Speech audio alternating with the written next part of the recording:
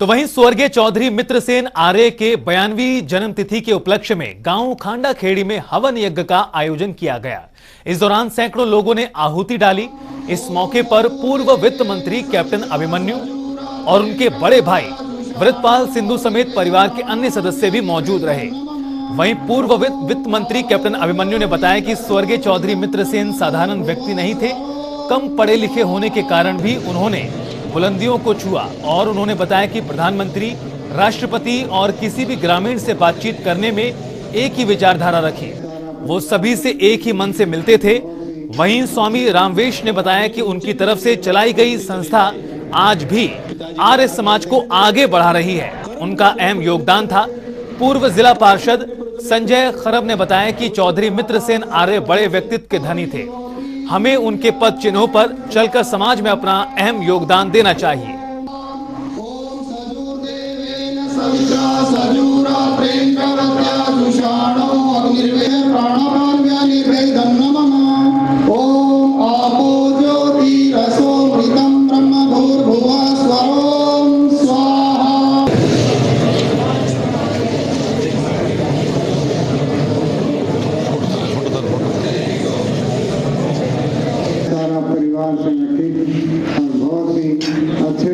और अग्नि ऊंचे के ऊंचे और उठती चली जाए। पिताजी कहा करते थे, करे कर्म की अग्नि प्रज्वलित करे, तप की अग्नि प्रज्वलित करे और उसको लगातार सत्कर्मों से। स्वर्गीय चौधरी मित्रसेन आर्य जी के आज जन्मदिन के उस पर एक हवन यज्ञ करवाया गया है और हवन यज्ञ करने के बाद में प्रदेश के पूर्व वित्त मंत्री कैप्टन अभिमन्यु जी हमसे खास बातचीत करने के लिए मौजूद हैं। कैप्टन साहब, आपका स्वागत है। जी कैप्टन साहब, जो स्वर्गीय मित्रसेन आर्य जी थे, आज उनका जन्मदिन है 91वां, तो इस पर क्या कहना चाहोगे? स्वर्गीय चौधरी मित्रसेन आर्य जी हमारे पूज्य पिताजी, वह अपने आप में एक व्यक्ति ना होकर के पूर्ण रूप में संस्था थे जी, और उन्होंने अपना पूरा जीवन देश और समाज को समर्पित किया और सामान्य गांव में एक परिवार, सामान्य परिवार में जन्म लेकर के और अनेक प्रकार के अभावों को सहन करते हुए पुरुषार्थ के, सच्चाई के बल पर, तप के बल पर और आर्य समाज के वैदिक संस्कारों के बल पर उन्होंने बहुत ऊंचाइयों को प्राप्त किया। हर क्षेत्र में, चाहे वो व्यापार हो, उद्योग हो, समाज का क्षेत्र हो, वह सदा सदा समाज के सरोकारों से जुड़े रहे और देश के हितों को उन्होंने सर्वोपरि रखा। जी, ये पढ़ाई अगर माने तो उनकी पढ़ाई बहुत कम थी, वो तीसरी कक्षा तक पढ़े थे मात्र, और उसके बावजूद भी वो इतनी ऊंचाई तक गए, तो उस पर आपका क्या कहना है? कि पिताजी हमेशा कहा करते थे कि जो फॉर्मल एजुकेशन है जी, जो स्कूल एजुकेशन है, वह अपने आप में न तो कोई बाधा है या केवल अपने आप में उसके आधार पर ही आगे बढ़ा जा सकता है। कहा जीवन में सदा सीखते रहना, स्कूल हो और स्कूल के बाहर, कॉलेज के बाहर, हर किसी से सीखते रहना, सिख भाव से जीवन को जीना, शिष्य भाव से जीवन को जीना। सीखने की कोई सीमा नहीं है। सीखते सीखते कोई भी व्यक्ति कहीं तक भी पहुंच सकता है। शुभ संकल्प होना चाहिए, पुरुषार्थ करना चाहिए, तब करना चाहिए। और वो हमेशा ये कहा करते थे कि किसी भी प्रकार का जो शुरुआत है वो कितनी ही आपको लगे छोटी है, लेकिन लक्ष्य और मंजिल कोई भी आदमी कितना ही ऊंचा तय कर सकता है।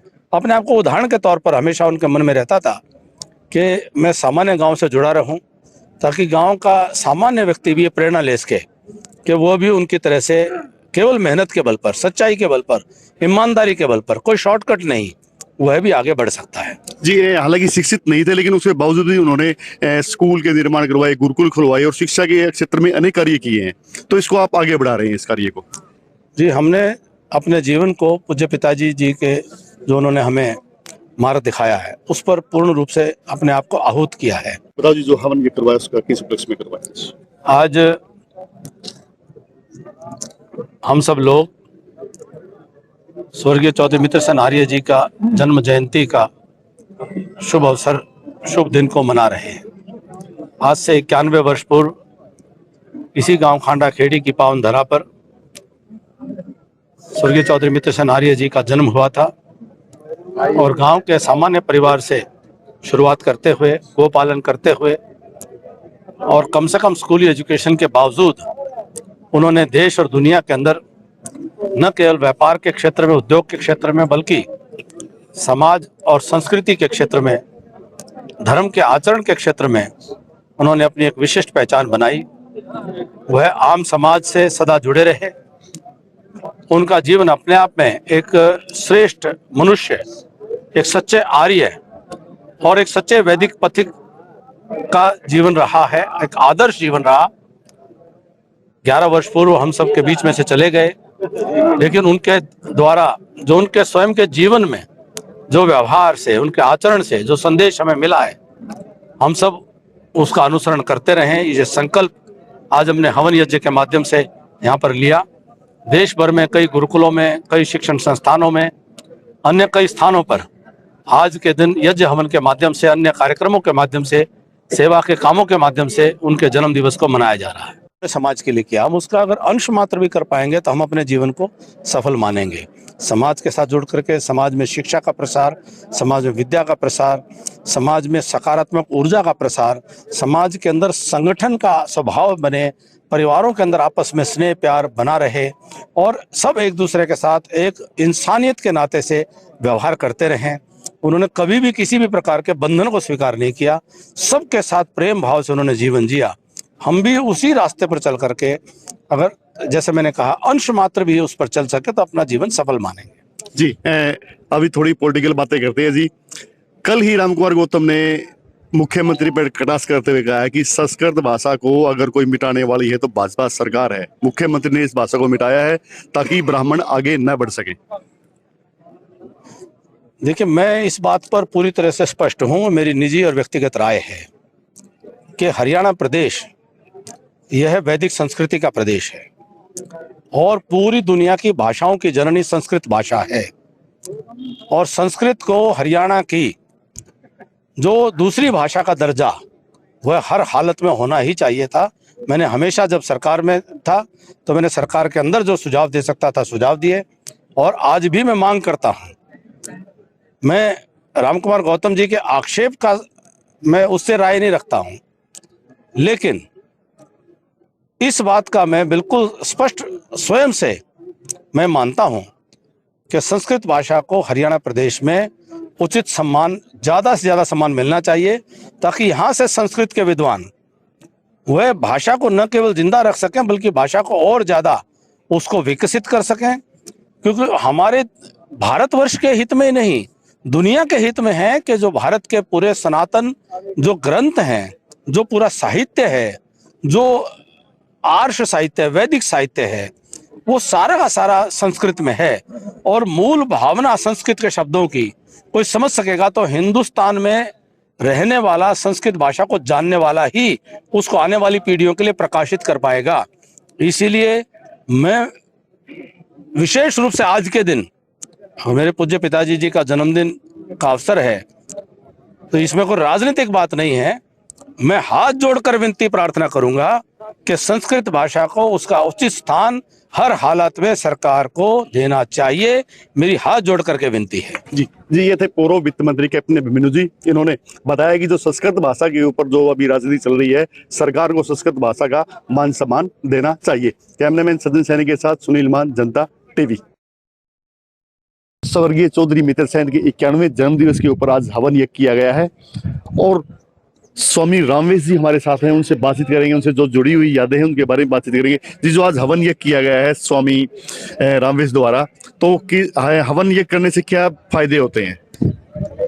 हवन यज्ञ जो है वो सबके भले के लिए है। परमात्मा का सबसे बढ़िया काम जो भगवान की सृष्टि में है वो हवन है, क्योंकि परमात्मा इसलिए प्रसन्न होते हैं, वो सर्वहिताय है। हवन सबके भले के लिए होता है। यदि यज्ञशाला के अंदर या किसी मकान के अंदर हवन किया जाए, उसका सुगंधित वायु है जो वो केवल उस मकान में नहीं रह सकता। जी, चौधरी मित्र सेन जी के साथ में आपने काम भी किया, उनके साथ में आप रहे हो, उनके बारे में कोई यादें जो आज भी याद आती हो? कैसे व्यक्तित्व के इंसान थे, उनके बारे में बताइए जी।